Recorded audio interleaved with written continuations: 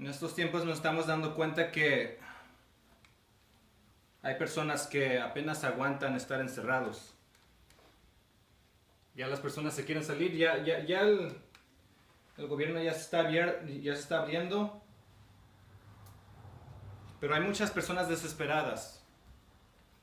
Hay muchas personas desesperadas que ya han querido salir, que no aguantan estar encerrados. Y con eso les quiero recordar el versículo, Romanos 8:28.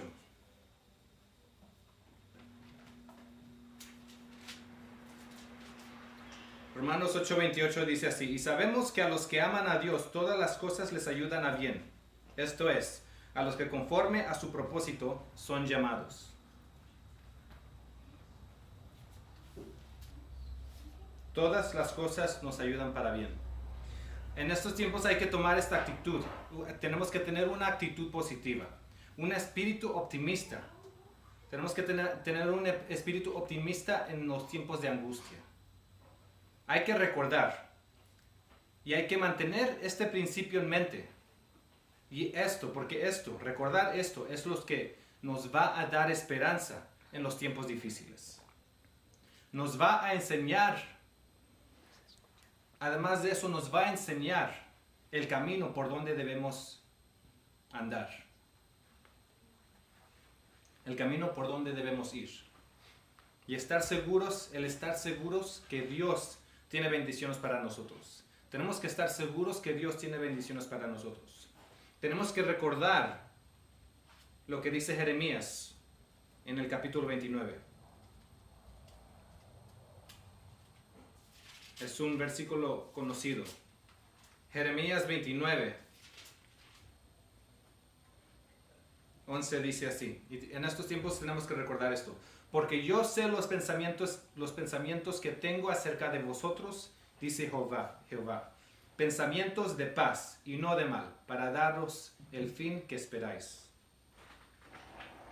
Y esta es una profecía de Jeremías a los israelitas mientras estaban cautivos. Si se quiere pensar así, si se quieren pensar como que están cautivos, esta es una carta para ustedes. Yo sé los pensamientos que tengo acerca de vosotros, dice Jehová. Pensamientos de paz y no de mal, para daros el fin que esperáis. Tenemos que tener esperanza y estar seguros que el fin que Dios tiene para nosotros es bueno. El fin que tiene Dios para nosotros es una bendición. Lucas.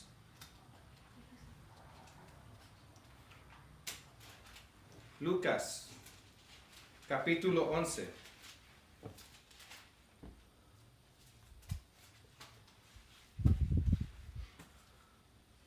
Versículo 11. Esta es prueba de que lo que Dios tiene para nosotros es bueno.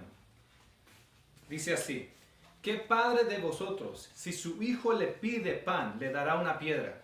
O si pescado, en lugar de pescado le dará una serpiente. O si le pide un huevo, le da un escorpión. Versículo 13. Pues si vosotros, siendo malos, sabéis dar buenas dádivas a vuestros hijos, ¿cuánto más vuestro Padre Celestial dará el Espíritu Santo a los que le pidan?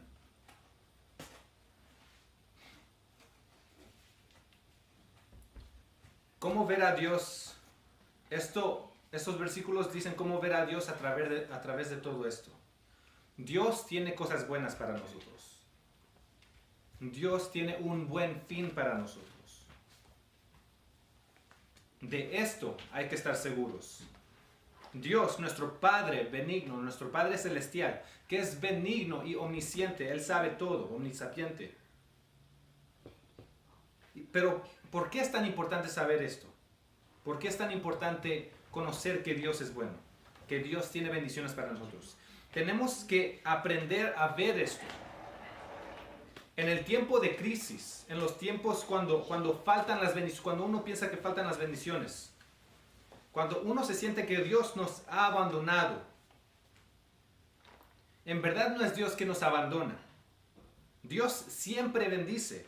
Dios siempre nos da lo mejor. Dios siempre tiene regalos, bendiciones para nosotros. Pero tenemos que aprender a ver su mano extendida para poder recibir esas bendiciones. A veces no reconocemos su mano, a veces no reconocemos las bendiciones. Esto es algo que nosotros tenemos que aprender a ver. Que Dios, estar seguros que Dios siempre tiene lo mejor para nosotros. Pero nosotros tenemos que aprender a ver lo mejor. Esta es una práctica que se tiene que desarrollar. Es un ojo que se tiene que desarrollar para poder ver las bendiciones. Y alguien que había desarrollado esto muy bien, alguien que maestró esta práctica de ver las bendiciones de Dios, era Pablo. Y para darle el ejemplo de eso, vamos a ver las crisis que pasó Pablo en 2 de Corintios. 2 de Corintios capítulo 11. Versículo 23. Voy a comenzar con el versículo 23. Esta es una lista de las crisis que pasó Pablo. Son ministros de Cristo, como si estuviera loco hablo. Yo más, en trabajos más abundante, en azotes sin número, en cárceles más, en peligros de muerte muchas veces. De los judíos, 5 veces he recibido 40 azotes menos 1. 3 veces he sido azotado con varas, una vez apedreado, que cuando es apedreado lo hacen para matarlo. Una vez apedreado, 3 veces he padecido naufragio. Una noche y un día he estado como náufrago en alta mar. En caminos muchas veces, en peligros de ríos, peligros de ladrones, peligros de los de mi nación, peligros de gentiles, peligros en la ciudad, peligros en el desierto, peligros en el mar, peligros en falsos hermanos, en trabajo y fatiga, en muchos desvelos, en hambre y sed, en muchos ayunos, en frío y en desnudez. Y además de otras cosas, lo que sobre mí se agolpa cada día, la preocupación por todas las iglesias. ¿Quién enferma y yo no enfermo? ¿A quién se le hace tropezar y yo no me indigno? Estas son todas las crisis. Esta es una lista de las crisis que pasó Pablo. Pero lo que se debe de admirar es que no nada más Pablo pasaba por estas crisis, pero si Pablo quisiera, él se podía quedar en casa viviendo normal. Él tenía su propio negocio, se podía cuidar él mismo, viviendo una vida normal sin que nadie lo molestara, sin tener ninguna molestia. Pero él pasó por todo esto porque él estaba dispuesto, porque él tenía un propósito. Estas crisis no era algo que él quería evadir, pero él se buscaba estas crisis. ¿Por qué? ¿Para qué? ¿Qué era su propósito? Si quieren tener una respuesta para esa pregunta, hay que preguntar, ¿qué era su propósito? Porque cuando tú tienes un propósito, lo que no tiene que ver con tu propósito, no importa. A Pablo no le importaba pasar por todo esto, porque él tenía un propósito y él se enfocaba en esto. ¿Cuál es tu propósito? Si tu propósito es estar cómodo, si tu propósito es vivir una vida cómoda, entonces te va a molestar toda esta crisis. Pablo pasó peligro. Por peligro, aunque Pablo pasó por peligros, él aún así nos enseña algo. Vamos a ver en Filipenses capítulo 4.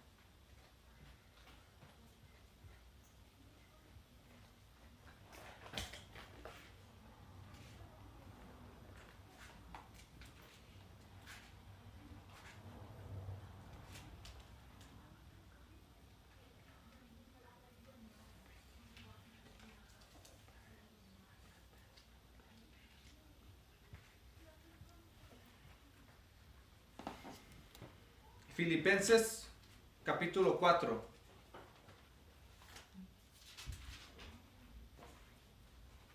Voy a comenzar con el versículo 6. Dice, por nada estéis afanosos, sino sean conocidas vuestras peticiones delante de Dios en toda oración y ruego, con acción de gracias. Nos enseña esta actitud. Nos enseña a tener esta actitud. Aún en medio de crisis, vamos a ver el versículo 11. No lo digo porque tenga escasez, pues he aprendido a contentarme cualquiera que sea mi situación. He aprendido a contentarme cualquiera que sea mi situación. Sé vivir humildemente y sé tener abundancia. En todo y por todo estoy enseñado. Así para estar saciado como para tener hambre. Así para tener abundancia como para padecer necesidad. Todo lo puedo en Cristo que me fortalece.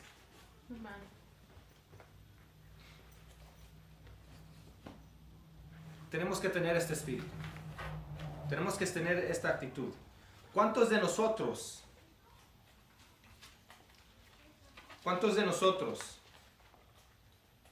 en estos tiempos de crisis, en esta pandemia,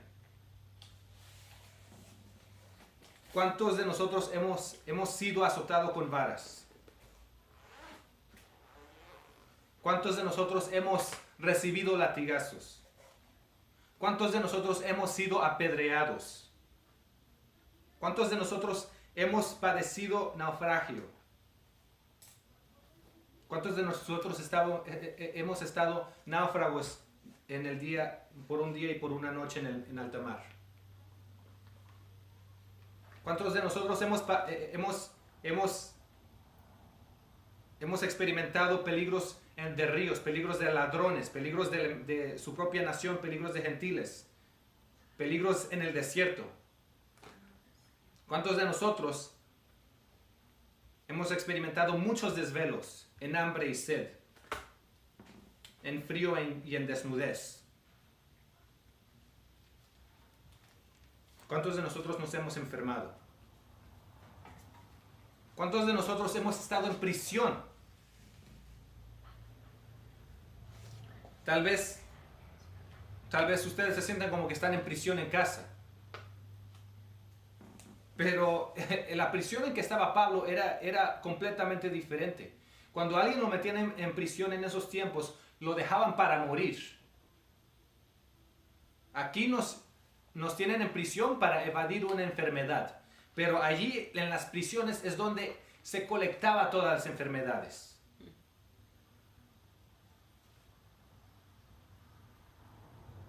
Pablo allí estaba en peligro de todas las enfermedades en esa prisión.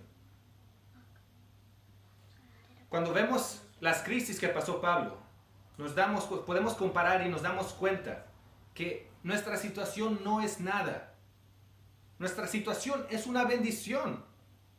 Y tenemos que aprender a ver esto. Si Pablo podía ver eso en sus crisis, nosotros podemos aprender a ver en nuestra situación. Tal vez no podemos ir a ver a nuestros amigos o ir afuera, pero sí tenemos la tecnología. En estos tiempos tenemos tecnología para de todas maneras conectarnos con otros, con nuestros seres queridos. Tenemos comodidades y podemos aprovechar de eso, podemos aprovechar de esas comodidades. ¿Por qué es importante tener esta actitud?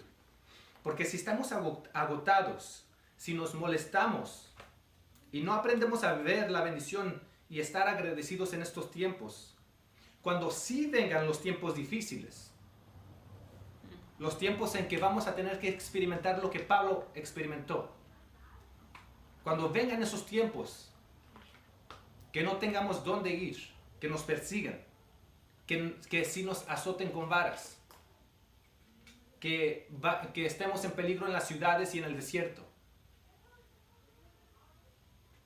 Cuando sí vengan esos tiempos difíciles, vamos a tener problemas. Esto no es nada comparado a lo que pasó Pablo. Imagínense que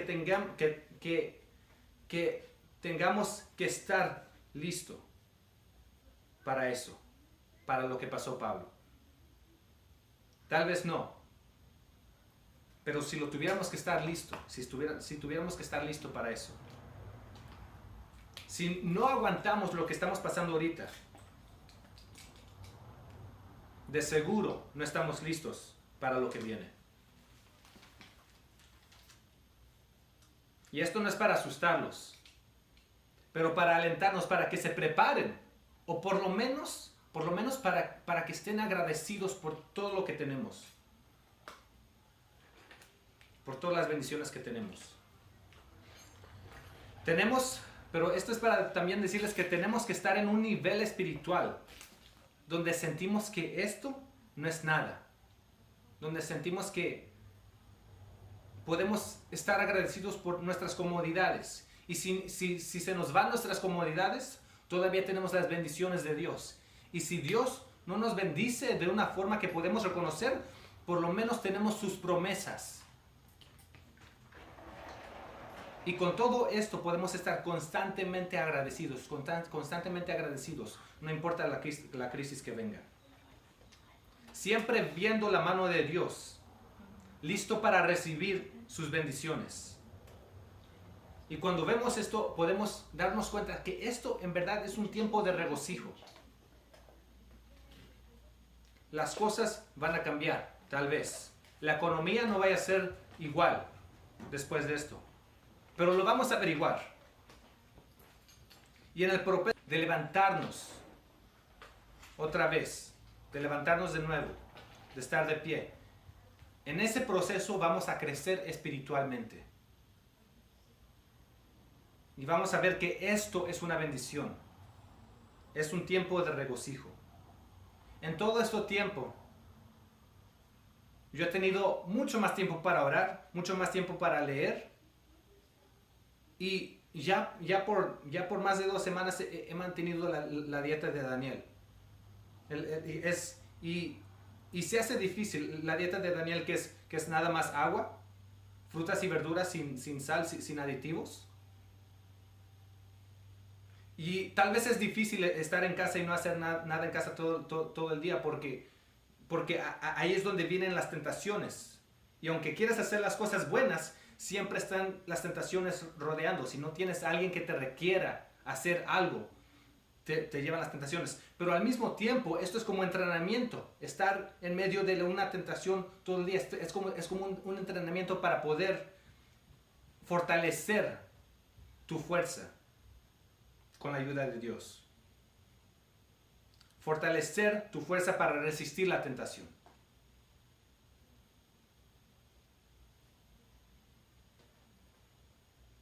Los tiempos difíciles no dependen de la situación, sino depende de cómo respondemos a la situación.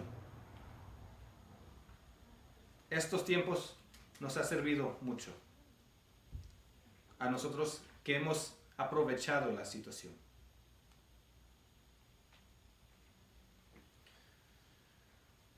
Después de eso, también les quiero hablar de una cosa que me he dado cuenta. Hay muchas cosas que han cambiado, mucha información que ha cambiado en las noticias. Hay personas que dicen que la virus no es tan grave, que todo esto fue para nada. Que esta acción de cuarentena que nada más fue una acción que rompió la economía sin razón. Que la virus no era tan grave, que sobrereaccionamos. Hay personas que dicen que la virus no es tan grave, que reaccionamos. Hay unos que dicen que la virus no es real, que nada más es un plan para romper nuestra economía, para deshacernos de nuestra vivencia. Hay personas que dicen que la virus es real, y que fue diseñada artificialmente para reducir nuestra población.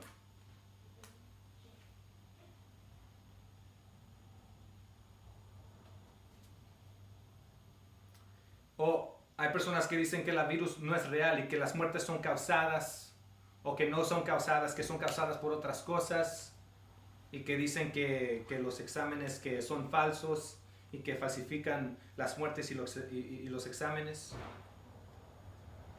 Si ya creas estas cosas o no, o depende de lo que crees. Yo lo que creo es que hay mucha confusión está esta pandemia y hay mucha confusión en lo que es, porque es una virus nueva. Nuestra cultura americana no ha experimentado una pandemia de este nivel. Otros países sí. Entonces otros países ya saben cómo responder. Pero nosotros hacemos errores en un nivel nacional. Cuando no se sabe qué hacer, van a haber errores. Como es algo desconocido, no se sabe qué hacer. Y cuando no se sabe qué hacer, van a haber errores. Vamos a tener cuidado sin sentido. Va a haber falta de cosas, falta de precauciones. Va a haber excesos de otras cosas, va a haber excesos de precauciones, excesos de máquinas en donde no se necesita y falta donde se necesita. Va a haber cosas que no hay conocimiento. Porque todo esto es un resultado de lidiar con lo desconocido. ¿Por qué? Porque es un virus nuevo. Apenas lo están estudiando. Y hay muchos errores, hay mucha confusión, sí. Y hay personas que dicen esto y hay personas que dicen lo otro. Porque no se sabe. Pero cuidado cuando criticas. Si quieres ver qué difícil es estudiar esta pandemia, ¿por qué no se ha construido una cura? ¿Por qué no se ha diseñado una vacuna por las que los esperan? Si quieres ver qué difícil es mantener control, si quieres ver qué difícil es comunicar una acción o decidir qué hacer, inténtalo tú. Tú crea una cura. Tú diseña una cura. Tú encuentra los partículos. Ve y estudia los modos de contagio. Y luego cuando encuentras una cura, a ver quién te escucha. A ver quién te hace caso. A ver si puedes mantener control. Unos aquí ni podemos manejar e influenciar nuestras propias familias. Unos aquí no podemos manejar ni nuestros propios hogares. Y estamos condenando a gobernadores porque hacen errores a nivel nacional. Si tú piensas que puedes hacerlo mejor, ¿por qué no estás allí entre ellos? Tal vez la única razón que ellos están en posición de poder es porque no te has levantado. Pero tenemos que reconocer que personas son personas. Y personas van a hacer errores. Y tal vez te sorprenda esto, pero nuestros líderes y nuestros gobernadores son seres humanos, como tú y como yo. Yo sé esto porque yo he hablado con unos de ellos. Y me doy cuenta que ellos tienen las mismas fallas. Nuestros líderes y nuestros gobernadores tienen las mismas tentaciones, las mismas intenciones, preocupaciones. Y también tienen las mismas debilidades que nosotros. Solo porque están en posiciones de poder no se significa que son perfectos. El presidente no es Dios. Y si nosotros tenemos problemas manejando, gobernando nuestra propia casa, nuestra propia familia, ¿cómo podemos esperar más de alguien que está intentando gobernar a toda una nación? A veces hacemos errores. Y si en verdad nuestros gobernadores rompieron la economía para nada, lo único que yo pienso, lo único que puedo decir sobre esto, es, lo hicieron mejor que yo lo hubiera hecho. Yo tal vez hubiera hecho un error peor.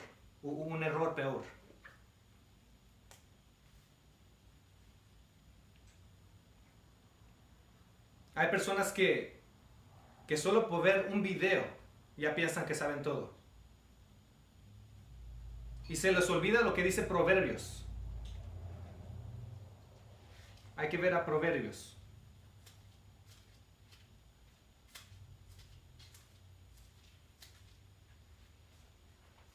Proverbios 18:17. Justo parece el primero que aboga, por su causa, pero viene su adversario y le descubre. La primera palabra que escuchas siempre va a parecer como que es justa. Y hay personas que ven algo, que ven un video, que escuchan algo y se dejan llevar para eso y lo tratan como si es verdad. Proverbios mismo dice que lo primero que escuchas siempre se va a parecer como que es verdad, siempre va a parecer justo. Pero cuando eres un gobernador, no tienes el privilegio de nada más escuchar a una cosa. Imagínate cuántas personas, cuántas opiniones tienes que escuchar como un gobernador. No nada más puedes dejarte llevar por un video de un terrorista ingenuo. Tienes que escuchar a doctores, a científicos, a economistas. Tienes que escuchar a personas de diferentes niveles de la sociedad. No nomás te puedes dejar llevar por una persona, por una opinión. Pero el privilegio de la ignorancia, el privilegio de la ignorancia es tener tanta autoconfianza. El privilegio de la ignorancia es tener tanta certeza de lo que tú sabes que es verdad, que lo que tú sabes es verdad. Y hay que cuidar nuestras críticas también, porque ¿cómo te sentirías si cada vez que hicieras un error en tu familia, alguien te culpara y te diría: ¿por qué planeas destruir esta familia? ¿Por qué tú quieres destruir esta familia y quedarte con la fortuna? ¿Cómo te sentirías si cada vez que hicieras un error, alguien te culparía de hacer hechizos en el closet?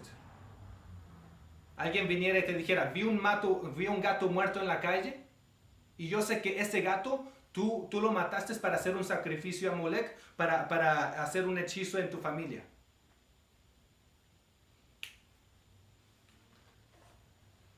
Sin embargo, estas son acusaciones, estas son críticas, estos son rumores contra los gobernadores, que se hacen contra los gobernadores. Hay críticas contra los gobernadores que se van a islas a tener relaciones sexuales con niños. Hay críticas contra los gobernadores que son caníbales y que se comen a los bebés. Y que agarran sustancias que hacen sacrificios y que agarran sustancias para poderse mantenerse joven o no sé qué. Que hacen hechizos, que hacen sacrificios, que quieren reducir la población y que quieren controlar las mentes, que quieren corromper el mundo. Además, si ven en la historia, hay un grupo que fue acusado por esto. En el segundo siglo había un grupo de personas que así los acusaban de orgías incestuosas, que los acusaban de ser caníbales, que comían la carne y tomaban la sangre de los bebés. Y como les gustan los detalles, porque en la psicología de persuasión, los más detalles que das, lo más real que se vuelve esto. Tenían fiestas donde todos se emborrachaban con vino y tenían orgías con sus hermanas y con sus hermanos, y que ahí se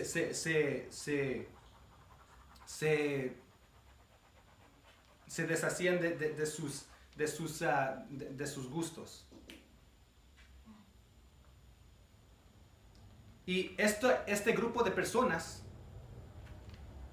existe entre nosotros hoy en día. Este grupo de personas se llaman los cristianos.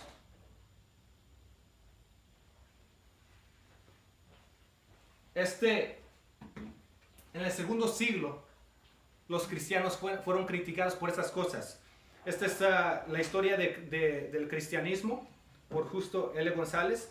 y describe el cristianismo desde que comenzó Jesús, desde la iglesia apostólica hasta la reformación. Esta es una persona histórica. Y describe cómo en el segundo siglo los cristianos fueron criticados por esto, por los paganos, porque los paganos estaban persiguiendo a los cristianos.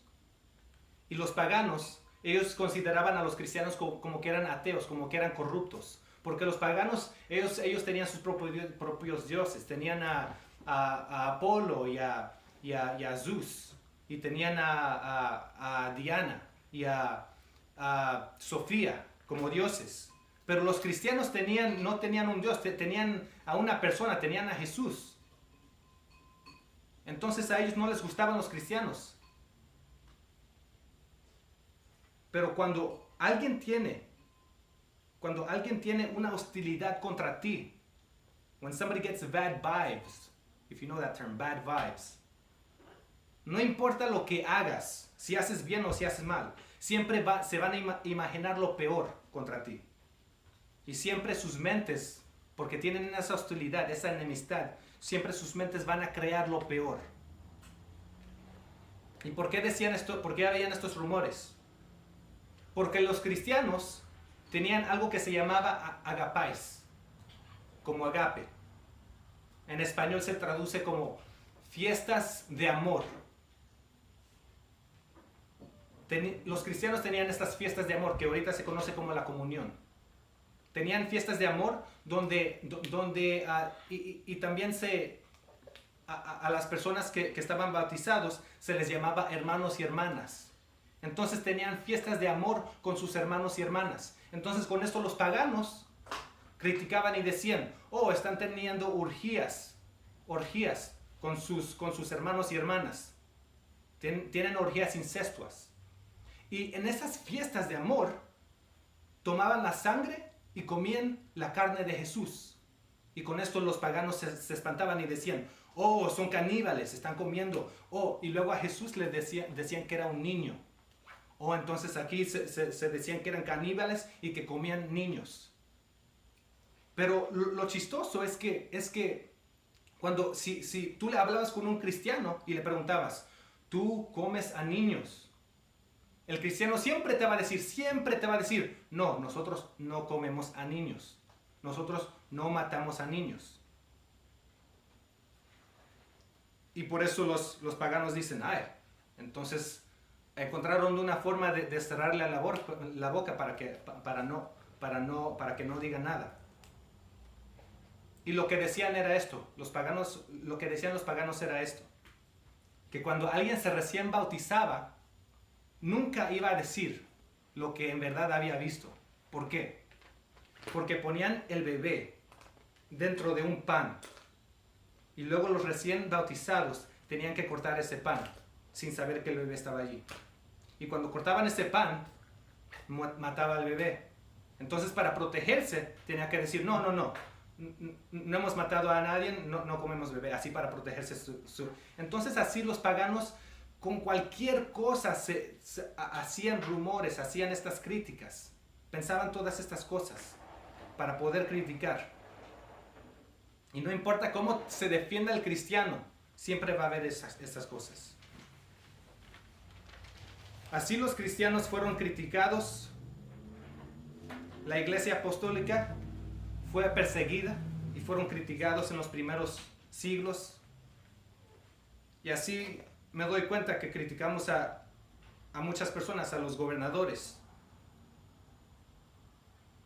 Pero sea lo que sea, yo no voy a decir que estoy seguro que es cierto o que no es cierto. Pero estos gobernadores están tratando de hacerlo mejor. ¿Y qué dice Timoteo? Timoteo dice que hay que orar por ellos. Hay que orar por ellos para que tengan sabiduría, porque sus decisiones nos afectan a todos. Hay que orar por nuestros gobernadores, por nuestros líderes. Si en verdad son los jesuitas que están controlando detrás del gobierno, si en verdad son los masones, hay que orar por ellos para que Dios les purifique el corazón. Pero sobre todo hay que orar por ellos para que Dios les dé paz. Porque uno no sabe cuánto estrés han de tener ellos por tratar de gobernar. Si uno tiene problemas gobernando una familia, imagínate cuánto más estrés pasan ellos tratando de gobernar a toda una nación. Conociendo la gravedad de sus decisiones, conociendo la gravedad de sus errores. Si es difícil para una persona admitir, enfrente de su propia familia, admitir que hiciste un error que afecta a todos. Si es difícil para usted admitir algo así, imagínense qué carácter uno tiene que tener para retractar su palabra y decisión en frente de toda una nación y admitir que arruinaste la vivencia de todo el mundo a causa de ese error. Entonces con esto termino.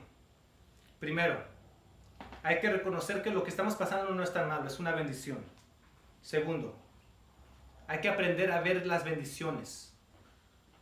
Tercero, hay que reconocer nuestros gobernadores, nuestros líderes y orar por ellos. Y cuarto, hay que recordar que si son buenos o si son malos, si esta pandemia es verdad o no, lo vamos a averiguar y en el proceso de averiguarlo vamos a crecer espiritualmente.